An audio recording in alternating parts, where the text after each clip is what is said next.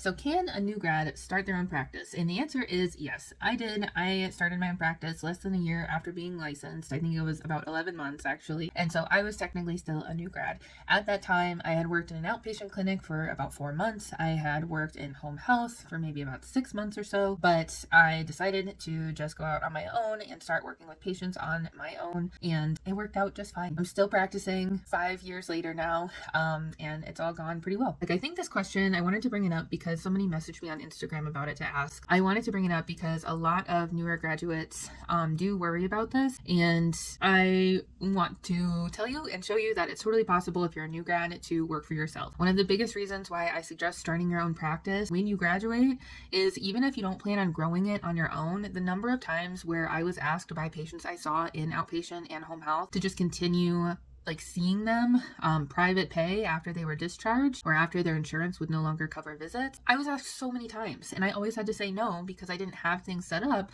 But if you just have a business entity set up, even if you see 2 patients a year, I think it's still totally worth it because you'll end up getting more experience anyway by being able to work with patients on your own. And that's the main thing that I think most new grads worry about, is whether you'll be good enough if you start a practice on your own right out of school, if you have enough experience. And the thing is that you will have a doctorate, you're licensed, you've had multiple clinical rotations where you've evaluated and treated patients already, so you have experience. And so what's the difference between working with patients under the umbrella of somebody else's business or working with patients on your own? You might be promised mentorship when you start looking for jobs after you leave school. You may or may not get it. It wasn't something that seemed to be a gigantic priority where I was working because there just wasn't enough time. So either way, whether you're working for someone else or yourself, you're going to have to pursue mentorship and continuing education on your own. And that's what I've done. I specifically work with fitness athletes. So I've taken several courses on fitness athletes, and I've also gotten into pelvic health. So I've taken several courses on that on my own. And then what I do is when I work with patients, if anything comes up that I'm not familiar with, I tell the patient,